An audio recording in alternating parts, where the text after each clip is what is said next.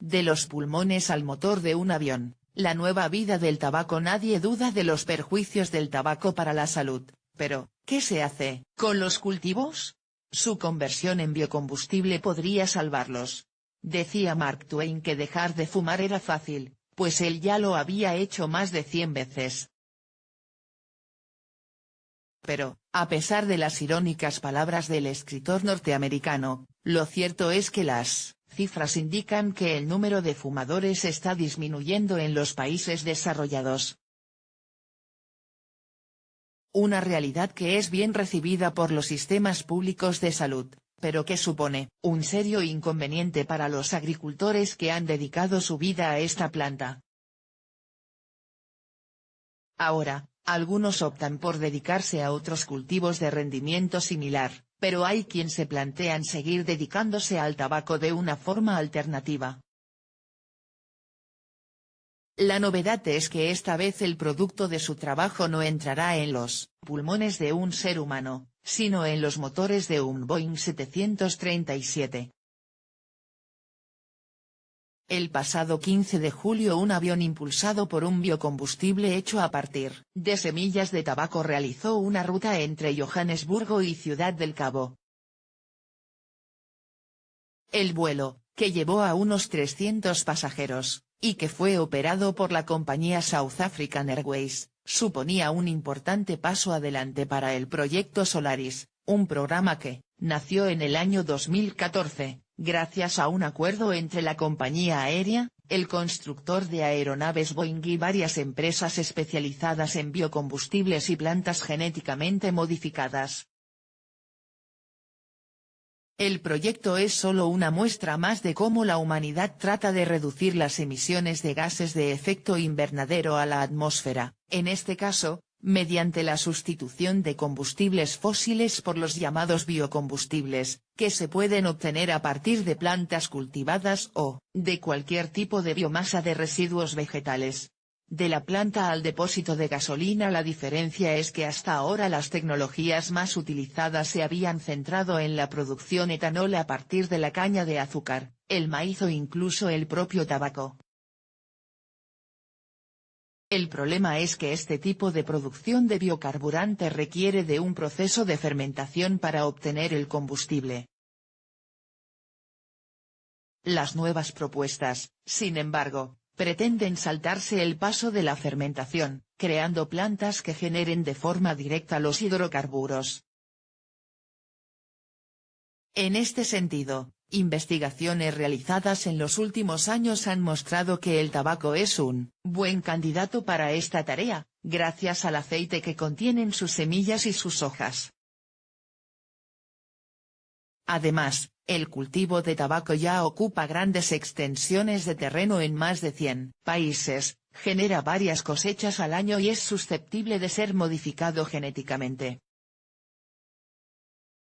Dentro del proyecto Solaris, la encargada de desarrollar una planta de tabaco con las características necesarias para que su cultivo fuera rentable y eficiente fue la empresa italiana Suncem S.A., especializada en modificación genética.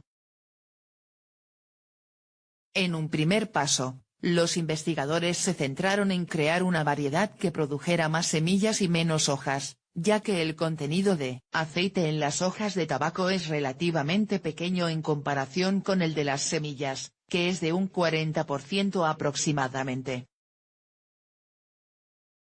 El resultado fue Solaris, una nueva planta creada mediante mutagénesis que produce más semillas que cualquier otra variedad del mercado y con un escaso contenido de nicotina.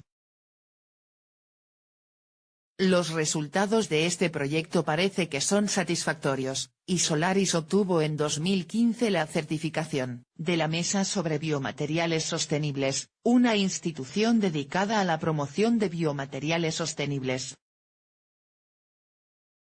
Ahora, tras los primeros vuelos comerciales, la compañía aérea sudafricana ha anunciado que su objetivo es que para el año 2023 la mitad de su flota esté utilizando este biocombustible, lo que supondría una producción de más de 500 millones de litros anuales.